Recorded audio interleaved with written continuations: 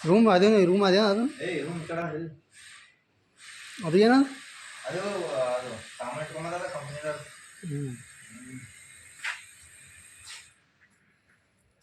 ಹೊಡೆದೆ ಆಲ್ರೆಡಿ ಇದು ನಾಚಿಂಗ ನಾ ಡೈ ಇಲ್ಲಲ್ಲ ಡೈ ಕಳ್ಸಿನ ಮಗ ಗ್ರ್ಯಾಂಡಿ ಇನ್ನೂ ಬಂದಿಲ್ಲ.